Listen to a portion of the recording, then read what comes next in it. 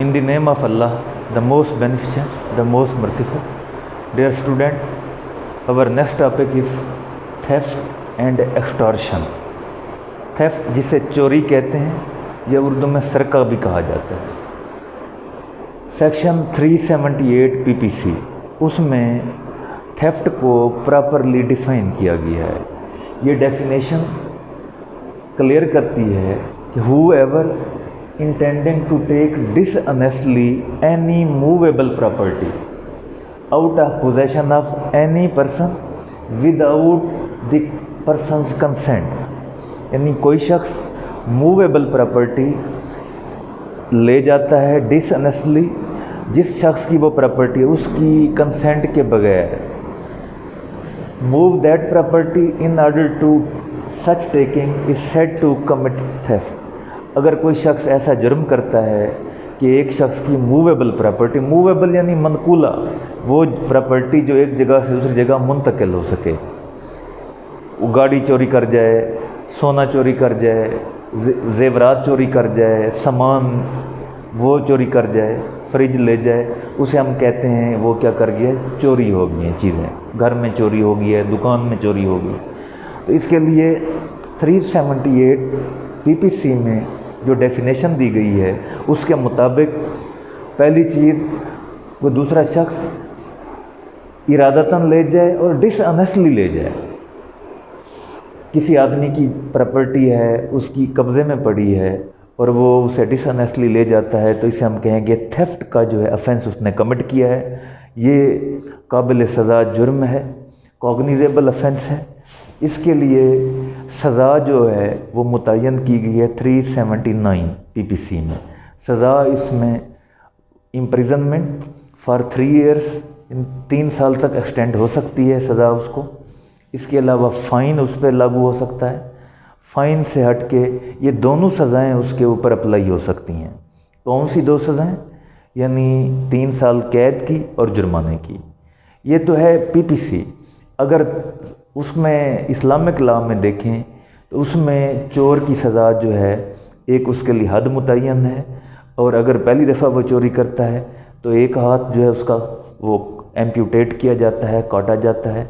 दूसरी दफ़ा करता है फिर एक जो है पाँव उसका काटा जाता है। तो इस इस्लाम में चोरी की सज़ा जो है वो हदूदुल्लाह के मुताबिक जो है हाथ काटना और पाँव काटना है। लेकिन हमारे पाकिस्तान में इस वक्त जो प्रिवेलिंग लॉ है उसमें चोरी की सज़ा जो है 379, और ये सज़ा भी उस वक्त मिलेगी जब ट्रायल कंक्लूड होगा। यानी ट्रायल जो है पूरा केस, पहले बंदा पकड़ा जाए तो वो चालान आ जाएगा, और अगर नहीं भी पकड़ा जाता वो पहले बेल करवा लेता है, फिर भी चालान आएगा, फिर शहादतें होंगी दोनों फ़रीक़ैन की। शहादतों के बाद जिरा होगी और फाइनल आर्गूमेंट्स होंगे।